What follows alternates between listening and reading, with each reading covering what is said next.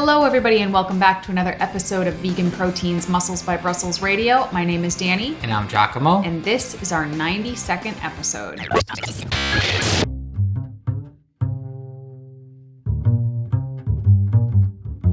Thanks so much for tuning in to another episode, listeners. I hope that you enjoyed the last one or enjoying the last one because it's still being edited right now. Yeah, we're kind of getting ahead right now, which is like new territory for us. First time in a long time. I'm all right with it. Not going to complain. We are actually spread kind of ridiculously thin this week. We are leaving tomorrow morning. In less than 24 hours, we will be in the car driving down to Atlantic City for Plant Built. So we don't really know what the next couple weeks is going to bring. Well, this week will bring awesomeness and chaos. And then we might just like face plant the following week. So we just wanted to have this recorded in advance. Like, the idea of face planting just makes me angry because I'm the angry face planter. I will plant my face onto the bed and can't do anything, but I'll be like, damn it, I need to do something. I have a hard time with it. Well, also, there's a lot of exciting things. It's the end of the year. I mean, when you do your thing and you put creative work out there, the end of the year is a nice time to reflect upon all the stuff that you put out and what you want to do into the new year. So like I have this fear of, it's at the end of every year I want to grow into the new year, but am I going to be so burnt out from everything we've been doing that I won't be able to? It's a constant push and pull. Yeah, I felt pretty restored after last year's holidays though, which was new, but I had kind of been taking it easy for a little bit, whereas this year, thus far, that has not been the case. There has been no easy taking Balls in 2022. So yeah, we're getting ready for that, and Giacomo's like the heart of his competition season is starting with him competing next weekend at Plant Built, and then the following weekend in Cape Cod, and then 2 weekends later in New Hampshire.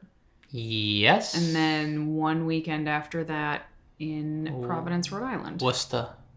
Oh, is it Am I 5? saying it? Am I boss enough when I say it? No. Damn it. Do it. How do you say it? Well, we just call it Worcester. Worcester.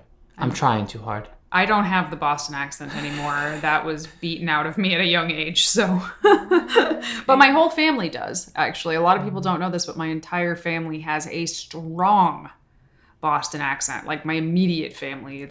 Now it's kind of funny because I didn't notice it when I was a kid. They don't go to the club to dance at the party. They go to the club to go to the potty. That's terrible. In the party. That is terrible. We're not gonna edit that out. You're gonna learn just how cheesy I am. That's why, yeah, I'll leave it there. All right. On that note, that upsetting note. What? Okay, so we are talking about kind of a relevant topic today. We were actually kind of talking about this a little bit separately this morning, but we had this on the calendar for months to do this topic. We are talking about complainers versus doers. And I think I'm at least going to be a little bit of a hard ass in this episode, which we don't see that side of me too often. I'll come right for you. I'll come right back at you. Well, I'm not going to be a hard ass at you, just about the topic. Nobody wants to see us in the ring fighting, although we have been compared to a sitcom couple and that it's comical, but we've worked really hard on avoiding that. But we might bring a little bit of that out for you just for funsies. But no, I hear you, Danny. Like a bit of a hard ass in terms of you need to not complain, you need to do. Like that's right. I mean, yeah. Yes. I mean, okay, so there's kind of two kinds of people in this world. There's people who complain a lot, and then there's people who do the thing.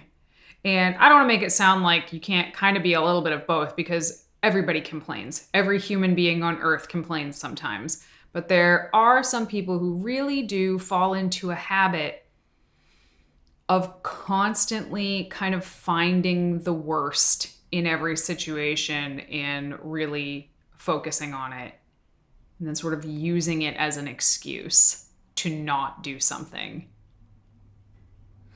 I know what you mean. It's hard. I'm trying to like draw inspiration, like big picture wise, like in general, concept of complaining versus doing, rather than like think about personal experiences and people that I know and whatever. Because the truth is, this is our job. This is what we do as coaches. We work with clients all the time. We think about how to optimize people's lifestyle and how to get them to work on the things that are holding them back, like the complaining versus the doing. And honestly, when it comes to coaching, it's so easy for a client to fall into that trap because you're building a relationship with them. You're learning about their lifestyle. You're asking them to talk out their feelings, their support that's needed. However, like, we're not counselors, right? And you don't want a client to show up session after session, or check-in after check-in, I should say, and they're literally like talking about what they couldn't do, how they couldn't do it, and why they couldn't do it. Well, I think, we all know somebody who complains a lot, right? Everybody knows somebody who's just like, every time you see them, they're just complaining about this, that, or the other. And I find that it's, these are kind of the people that do the least and accomplish the least of all the people that I know. The ones who complain the most get the least done. And I guess that's fine if they're not looking to get something done. It's your right to complain. If you want to complain, have at it. But when you spend a good chunk of your time complaining, but then also expect to be making progress at the same time, I actually don't feel like you can have both. You can't be like a heavy complainer and also accomplish a ton of stuff. Like, do you know anybody that is a highly accomplished person that also is a complainer? Think about it. Yes, but they're accomplished in spite of that, and their mental health is crap, and no one wants to be around them, and they could arguably accomplish a lot more, and their accomplishments are generally temporary and ill-gotten. That's my opinion. Okay, well, I personally don't think that person exists. I have not met that person. Okay. A person who is really highly accomplished, but then is just constantly complaining, because I don't think that you get to have both, personally. Well, yeah, I mean, I respectfully disagree. But regardless, I do agree with the sentiment and the mindset that it is not the way to be. You could do more by not being like that, and there's more risk than reward for sure. Like, that is just not a good place to be when you're complaining constantly. You would get stuff done in spite of that, and it would hurt you in the process. But you have to fight. I mean, I'm not saying you can't get anything done when you complain. Like I said, we all complain sometimes. Every single one of us complains sometimes, makes excuses, finds reasons to not do the thing that we ought to be doing. You can still accomplish some, but, reaching your big, hairy, audacious goals while whining about it the whole time, unlikely. Just unlikely to happen. Mm-hmm. So there is science to back up the fact that complaining regularly and frequently, it's harmful. It's harmful to your mental health, in part because a lot of times saying something is similar to experiencing it. And I'm actually reading a book about this right now that had nothing to do with us planning this podcast. I didn't even know what the book was about when I started reading it, but I do, so far, only like halfway through, do recommend. It's called Rip It Up. And it talks about the science behind kind of the as if policy, where you kind of act as if the good things are happening, act as if you're happy. And I'm still kind of on the fence as to whether or not that's like gaslighting yourself or not. I don't know. I'm listening to it. But like I said, there's a lot of science to suggest that, like, when you, for example, smile more, you are happier. So using this principle, the opposite is also true. You frown more, you are more unhappy, even if you're frowning because the scientists told you to just try to get the corners of your mouth as low as you can. They didn't say frown. They say, hey, see how low you can get the corners of your mouth to go. And then they rate how they're feeling afterwards, and it's less happy. It's very interesting. Definitely recommend reading the book, at least. I find it to be fascinating. But, when you're complaining and saying like, ugh, this is so hard, or I just can't do it. I just couldn't get myself to go to the gym, or this happened and it was so hard for me to do this thing, so I just didn't do it. Like all of that, mentally, it just kind of drags you down. I couldn't agree further. But on the other side of this conversation, what about the person who's like, I can do anything no matter what, and they don't get invested in the process and they disillusion themselves into thinking that they're actually doing the thing? Well, those people exist for sure. Mm-hmm. They sure do. And I know some of those people. I do think it's a lot more rare. I think it's a lot more common to just see somebody like whining and complaining about how they're not getting anywhere in life while they're not actually doing anything to get anywhere in life. And it's like, you don't get to complain about the results you didn't get from the work you didn't do. It's kind of irritating and insulting a little bit when they're talking to other people that are trying to do a lot in spite of challenging circumstances. Because I think that's the thing. Everybody, whether you're a complainer or a doer or something in between, everybody has challenging circumstances. Everybody has some challenges that they're going to face throughout the day. It all comes down to like, how are you going to face those challenges throughout the day? Are you going to sit there and talk about all the reasons why that challenge is going to stop you from doing the thing that you want to do? Or are you going to look for a solution and a way through it? Which, you know, if Giacomo knows me, and I'm a very anxious person, I'm a very worrisome person. If something is coming up, I will think of all the things I'm worried about in that situation. But then I find a solution and try to do that solution as best as I possibly can. Have you guys heard of the vegan cruise? If not, we want to tell you about it because we are so excited to be presenters on the 2023 cruise, and we would love to see you guys there. So the vegan cruise is exactly what it sounds like and so much more.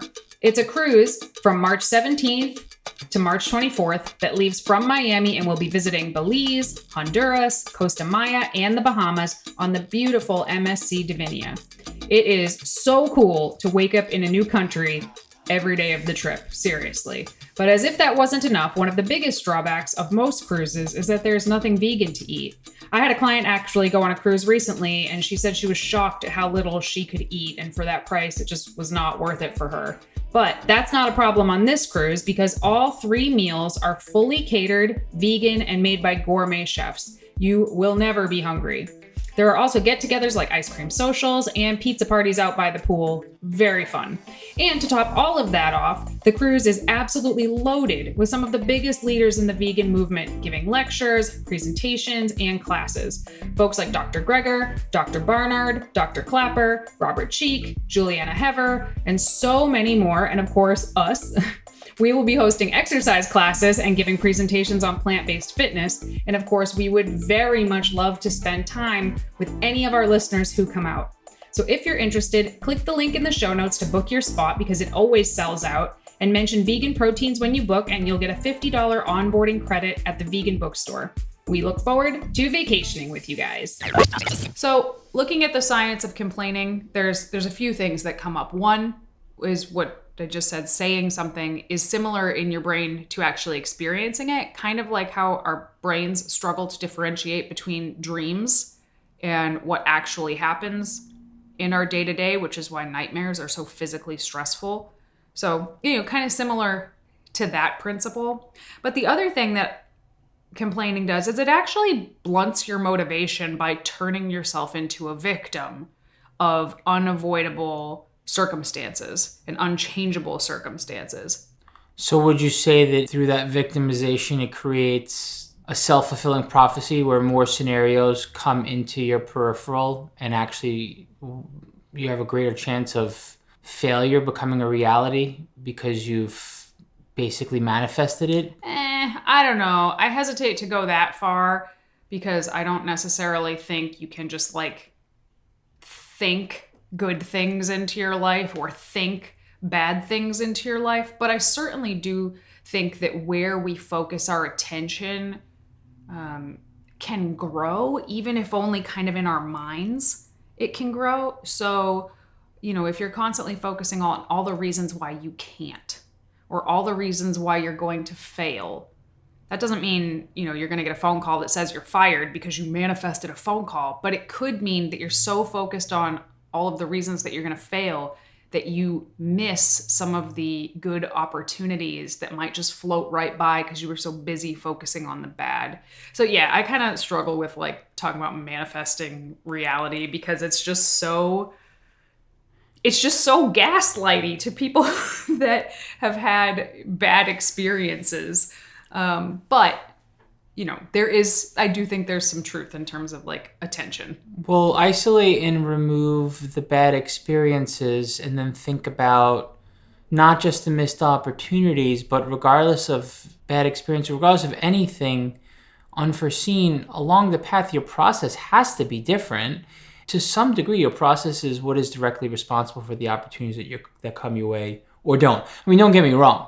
Surprise opportunities that are just absolutely phenomenally above and beyond awesome do come your way, and you will miss out on those by complaining. But then there's a lot of opportunities. It's kind of like the overnight success analogy. Yeah, that you can create by working hard.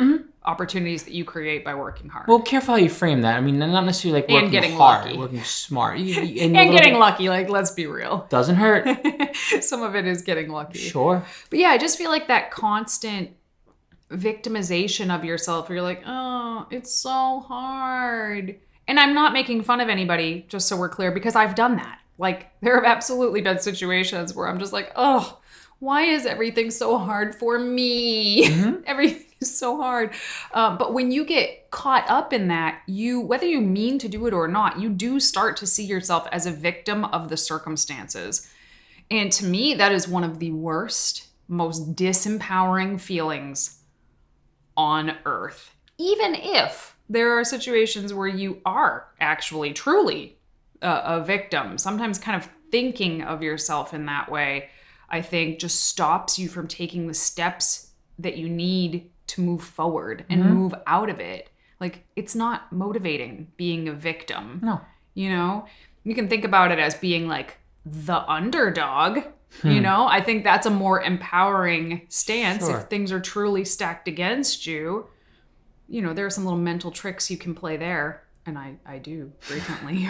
but yeah, just watch the words that you say, either to yourself or out loud, because you don't always need to complain out loud, right? We all have that voice in our head that can whine and whimper and complain and be angry. And oh, I got that. Oh my gosh, sometimes I whimper so much, and it's like it's my inner self, like, is a lot of that. But I say to myself, what good is doing this out loud? It's just going to be echoed back to me by the people that I lean on for love and support, or the people that I want to have a conversation with. And do I really want this to become my narrative? Like, absolutely not. A little bit here and there is fine. Like, you do need support for your feelings, and you do need your experience to be validated.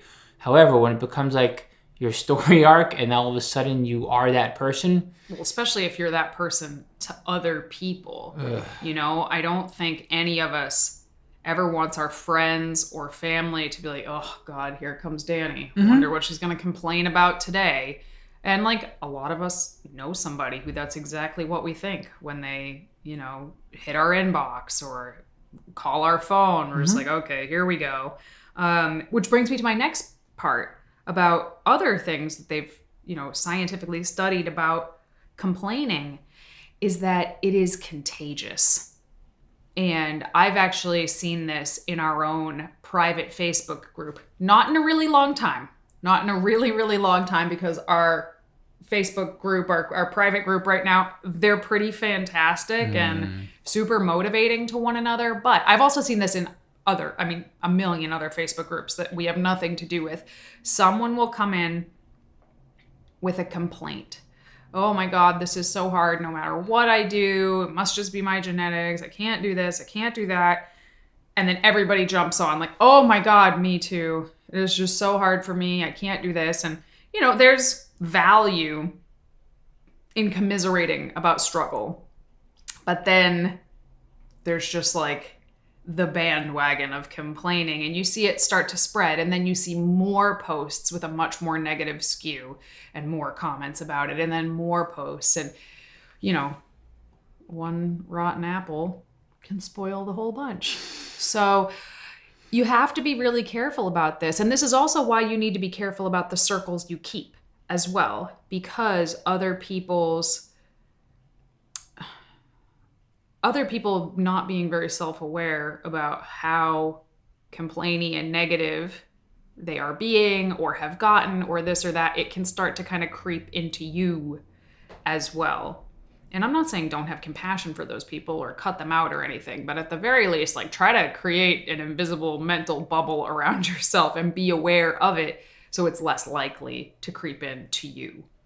I think, to interject here, there's a happy medium between cutting people out completely and having a bubble around you. And there are certain unavoidable conversations and relationships and time spent in the company of others or around others, and you want to be there for others. But like, I'm going to keep it simple right here. Boundary. I don't think there's anything wrong with having some hard boundaries. You don't want to be the gray rock all of the time, and you don't want to be the hard ass all the time that's literally ready to cut off anything that doesn't jive with anyone. Like, no one's all good, no one's all bad, and everyone struggles. And however, like, you have needs, and there's nothing wrong with being selfish and creating some healthy boundaries for yourself when the energy is completely, not only completely, when it's too unsupportive for what you're trying to do, whatever that is. Yeah, that's a whole other podcast, though. One that I am not equipped to lead. Still. Boundaries might not be my strongest suit here. Yeah. But, you're not wrong. I agree. Okay, so, yeah, I wrote down fewer excuses equals more success. Like I said, the challenges, they're going to come. Challenges are going to come. Social outings are going to come. Nights of bad sleep are going to come. New work project deadlines are going to pop up. All of these things are going to happen. And, you've heard us talk a million times, like, yeah, you have to be flexible. You have to have room in your life for flexibility. It's really important. But there's also the flip side of that where it's like, yeah, and also if you want results, you also have to push. And that sometimes means finding solutions around things that are not super convenient sometimes. And this doesn't mean grinding yourself into paste or anything like that to just check everything off your list no matter what, do or die. But like, sometimes a little push further than what is necessarily comfortable can be a pretty good exercise in discipline. And, I think discipline is the key to most success, actually. So I think it can be a good thing. So when you're in a situation and you're faced with a challenge, I think a lot of times, again, our brain likes to just default to almost like the path of least resistance, or kind of like the path of least responsibility. That's the best way to put it. Like, if something bad happens, we think something like, oh, I should not have listened to that bad advice. Do you hear how that mostly puts the blame on somebody else, and you are just the victim of listening to someone's bad advice, rather than thinking, I should have just done the work that I needed to do and not tried to skip the hard road and tried to find shortcuts. I shouldn't have tried to find shortcuts. Okay. That is taking some responsibility for a challenging situation you might find yourself in. Just as one example. So when you find yourself in a hard situation, what I would recommend kind of asking yourself is, what did I do to contribute to this situation, and what could I do to avoid it in the future?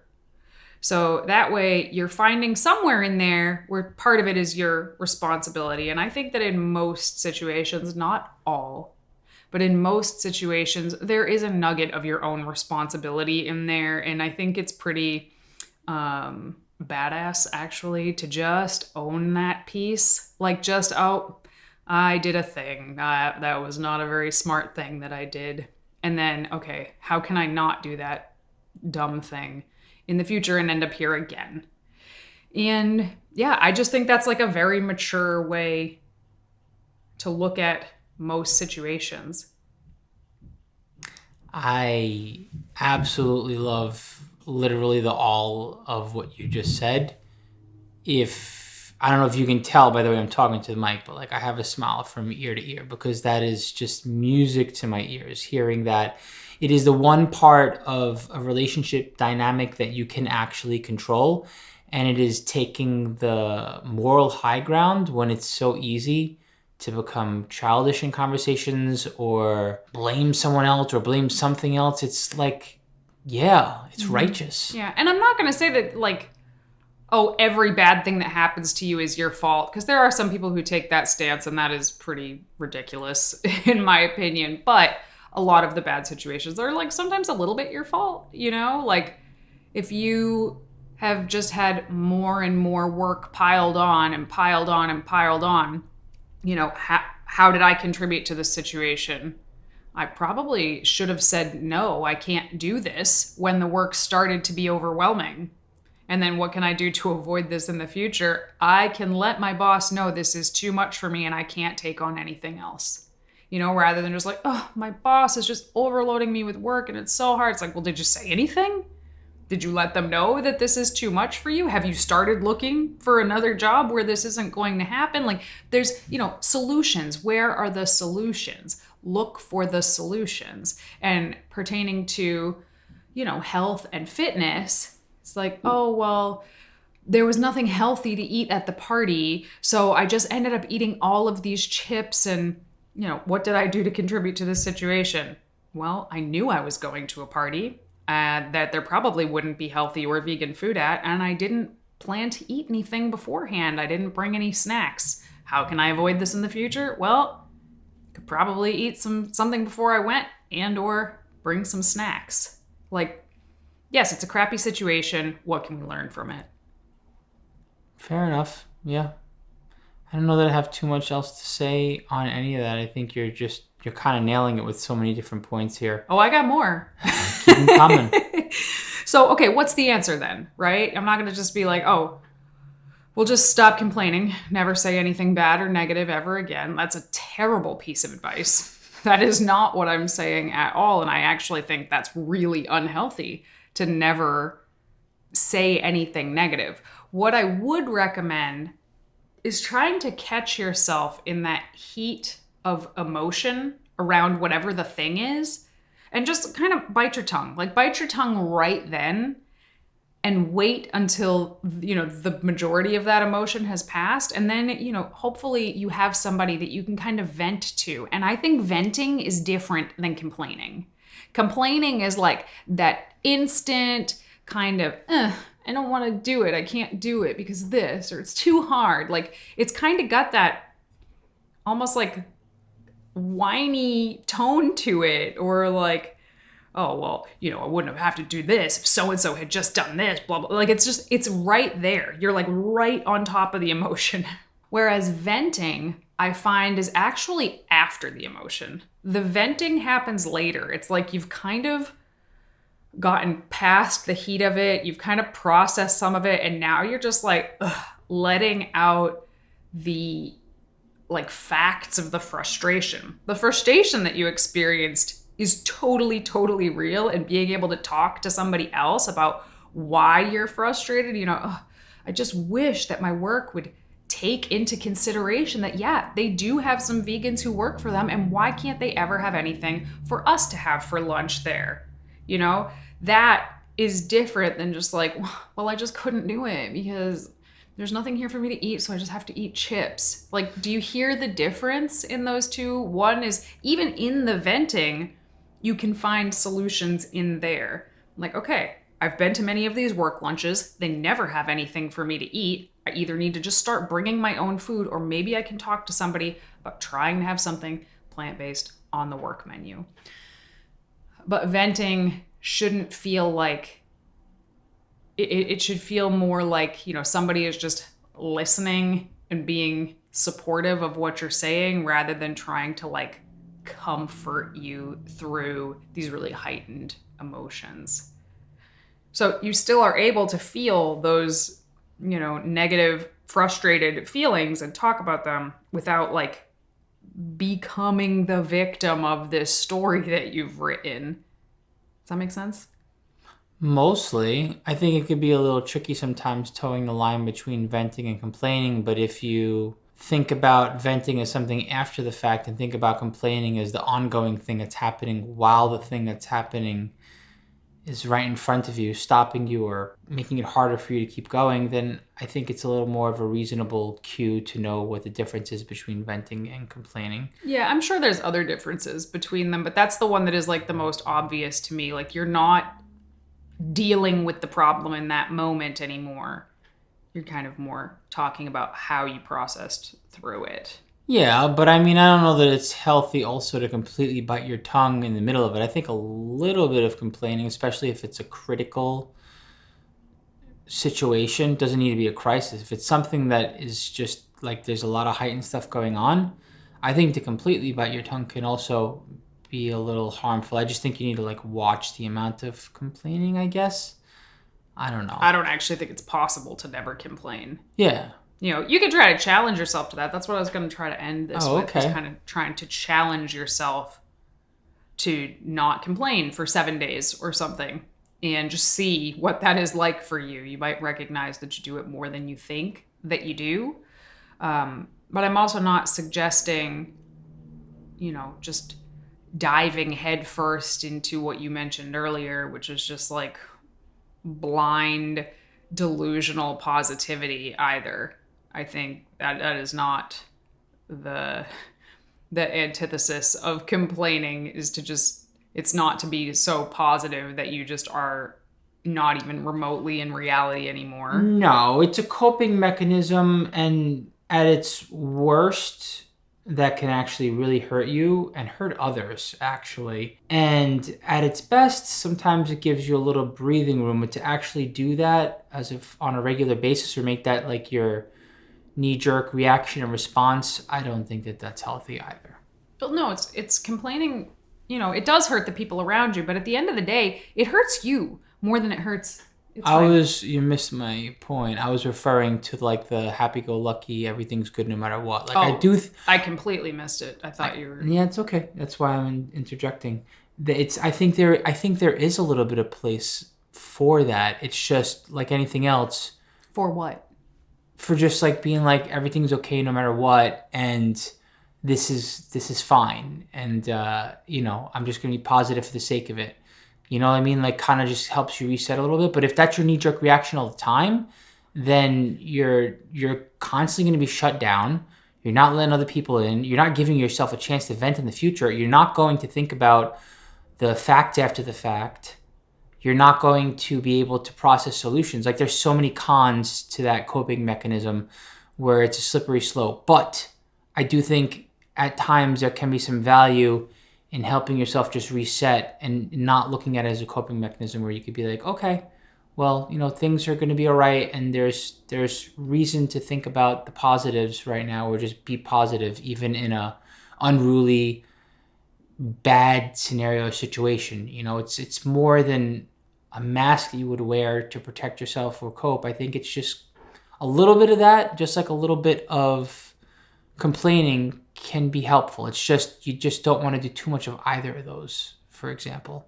At least that's my opinion. You're giving me the look. What do you think? Oh, nothing. You just lost me. Oh, well, maybe that was too much of a run-on thought. Maybe I lost everybody. Who knows? Did he lose you guys? Let us know. Sorry. I cannot stand toxic positivity. I cannot stand people being so positive that it's like, what earth do you live on? I agree with you there 100%. I could talk about that all day too. But what I was saying was that being negative and complaining a ton actually hurts you the most, the complainer. Yes, it makes other people, it can affect other people as well, but it'll end up affecting you because people don't want to be around you, for one. 2, it actually increases your cortisol in your body. Like I said, it lowers your motivation to actually affect change the more you do it. So, you know, if for no other reason, this is something to think about because it is sneaky. It is kind of under the radar sometimes. You don't even realize how much you're doing it. And I say this as somebody who kind of errs on the like negative side of things. I am not the glass is half full type of person naturally. So if anybody recognizes how it creeps in, I do. But you do want to try to nip it in the bud because it is not harmless. So yeah, I would say, try and challenge yourself to a period of time where you say, start with a day. Start with one day. I'm not going to complain I've already failed. It's 3:00 in the afternoon. I failed hours ago. But, just think about it. Think about what you're saying and how often you are turning yourself into a victim to let yourself off the hook for things you said you were going to do that you didn't do. I mean, I know that's a hard pill to swallow, but think about it. Because the more excuses in your life you can eliminate, the more success you're going to find in the long run. Hey listeners, we hope you've been enjoying this episode and we appreciate your love of all things vegan fitness. For those of you who want even more support on your vegan fitness journey, check out our Muscles by Brussels community and become a member. By joining the team, you are one of our exclusive VIPs. As a member, you'll find over 200 macro-friendly, high-protein recipes that can meet any of your meal planning needs. You'll also receive training programs that update monthly. This training has progressive overload built into it, so you can be sure if you're following the program, you are making progress. All of this and more is located inside our Vegan Proteins members only app. As a Muscles by Brussels member, you'll unlock bonus courses, challenges, and more every month. You'll also be invited to our live Zoom video calls, which happen 2 times a month, and are absolute gold to those who show up. And if you can't make the calls, don't worry, you have the opportunity to email us whenever you want. You'll receive a video response to all of your questions from one of the coaches here at Vegan Proteins every time you message us. Members also receive 40% off many of our other services. And of course, our private community of like-minded individuals is like no other. Best of all, you can try this membership out for a full month at no cost to you with this special offer for our listeners only, because we appreciate and want to fully support you. Use the link in our show notes to sign up for your free trial today. We hope to see you on our next live coaching call. Okay, today we're going to be doing something we haven't done in a long time. We are going to be reviewing monkey feet. So monkey feet is an at-home gym piece of equipment by a company called Animal House Fitness. And what it essentially is it's kind of like a foot brace with a clip on it that holds a dumbbell. So essentially what this piece of equipment does is it allows you to hold a dumbbell onto your foot, which allows you to do things like leg extensions, leg curls, glute kickbacks, abduction and adduction, standing, lying leg raises with weight on them, anything where you would normally have the weight kind of attached to your feet or the bottom of your leg. Usually you need a pretty fancy piece of equipment in a gym in order to be able to do that. So most home gyms are not able to allow the user to do leg extensions and leg curls, which are, in my opinion, for bodybuilding, hugely important for making progress. But with this particular piece of equipment, you actually can. So they sent it to us to try it out. Giacomo has not tried it out yet, but I tried it out and I thought it was pretty cool. So it kind of like the interior of not even the interior, it kind of fits over your sneaker like a rollerblade. So it has those cranks to tighten it on and off. And then once it's on, you kind of step onto a dumbbell and it locks it in place and it's under your heel. The dumbbell itself is under your heel. And you can just sit on a bench and do leg extensions or stand up or lie on your belly and do leg curls. Those are the only 2 things that I did with it, but I found it to be really effective. I only had 1, so I did 1 leg at a time. I imagine you could have 2. But I did find the weight to be more challenging than it would be in a gym. So for example, single leg extensions and leg curls, I could do 40 pounds on the machine easily with 1 leg for 15 reps. I started with a 20-pound dumbbell and had to bring it down to 10 pounds to get my 15 reps in. It was very, very challenging, but it was neat to be able to do those exercises in our home gym with this tiny little piece of equipment. So I would definitely recommend checking it out if you have a home gym or you're still training at home since gyms closed for the pandemic. You could get one if you want to make it more efficient. You could get two. They run $79.95 each. I think you could get by with just one. Well, look, I wanted to chime in real fast. Yeah, go for it. I mean, I have to ask questions blindly because I have no experience with this thing. But a lot of my clients, several of my clients, one started the trend and then others picked it up and they seem to enjoy it. You seem to feel like it's useful. Yeah. The one thing when it comes to home gym that majority of home gyms lack is a way to train your hamstrings well. Mm-hmm. And most people are not going to be isolated for sure. Yeah. Yeah. Most people are not going to pick up an extension curl station so that they can do seated leg curls or lying leg curls, for example. They usually don't have the space for it or the money for it, or you're going to fill the space with other stuff, et cetera, et cetera. So, like, when we were prescribing a lot of lying banded leg curls on top of Romanian deadlifts, which are also helpful but not as targeted.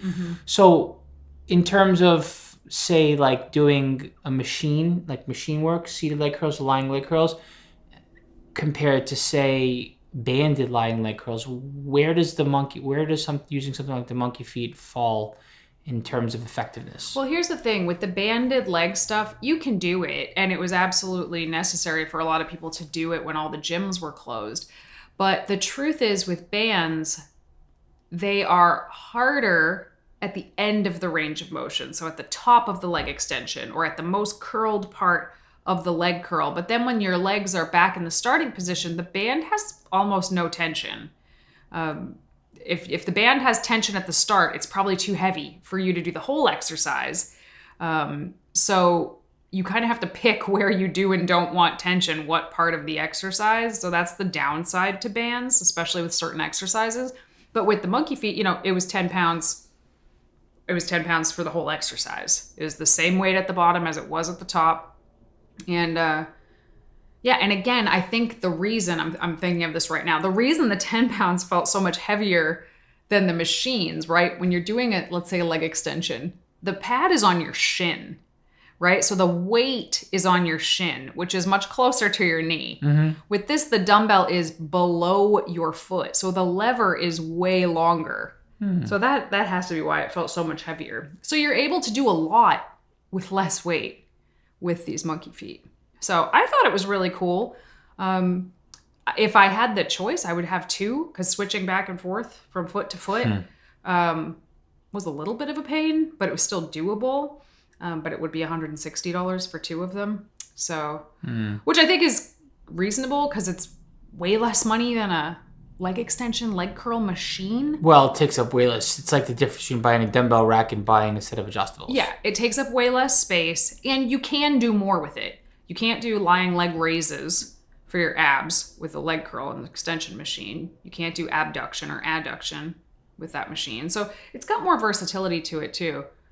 I mean, we have a cable machine, so we didn't really need one of these. But if all I had was dumbbells and a bench, I would absolutely have bought this during the pandemic. Absolutely, no question.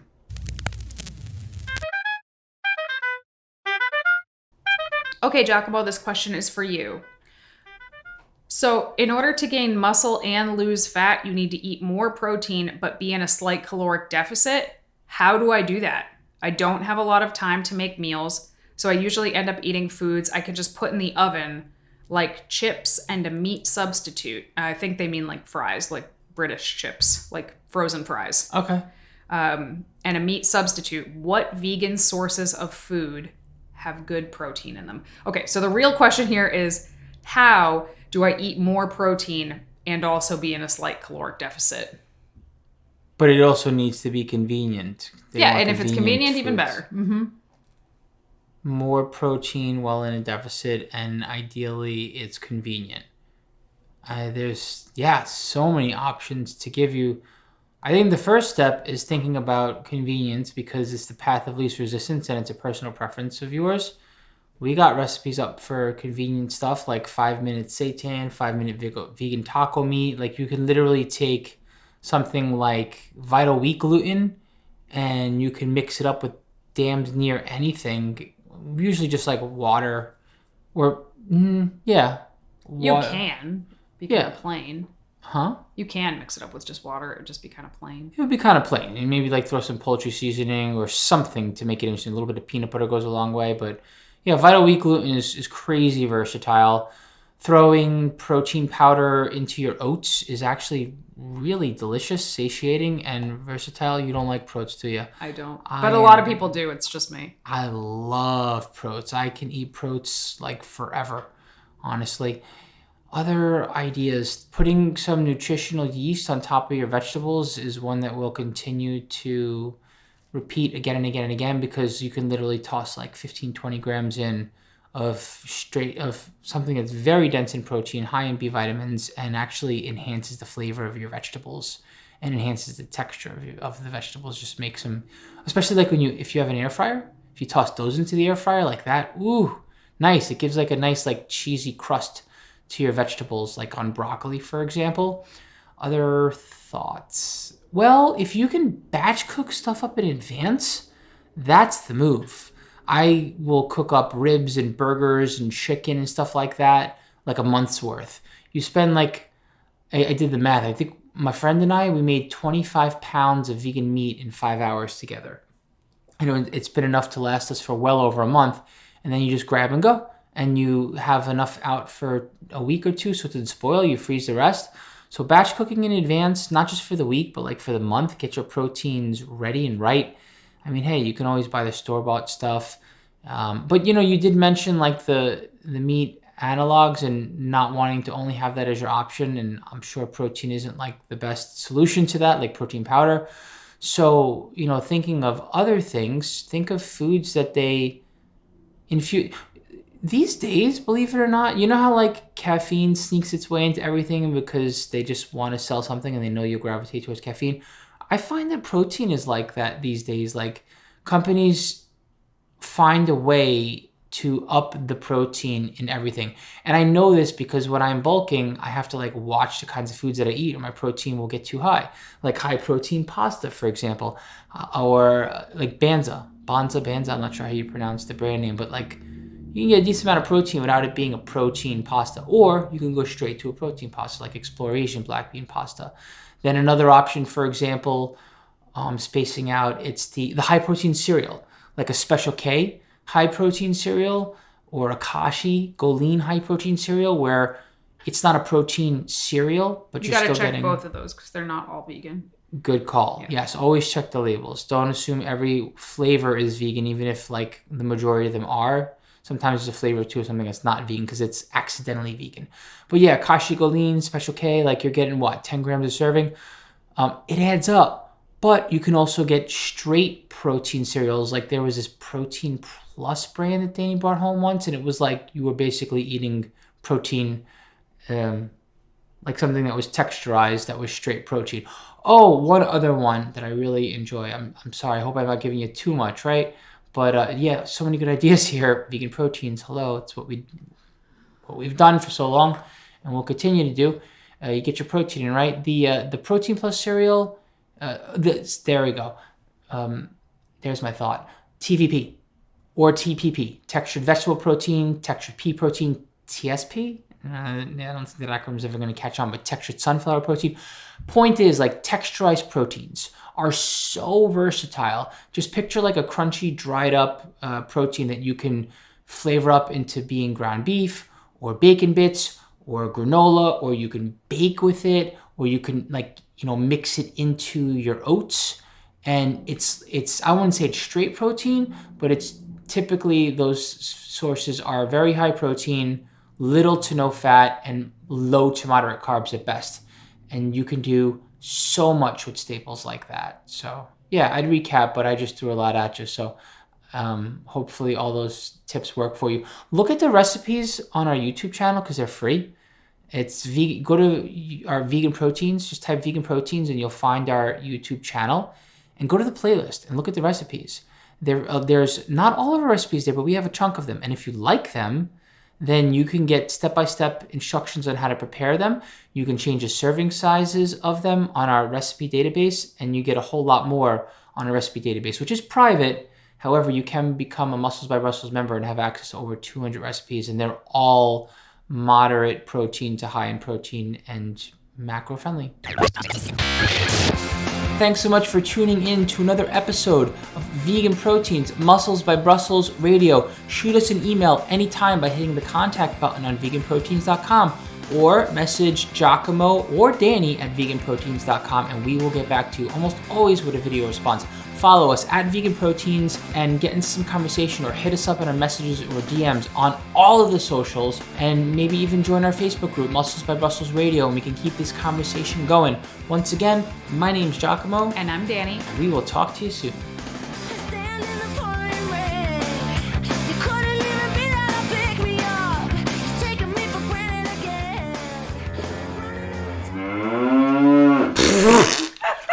Ha ha.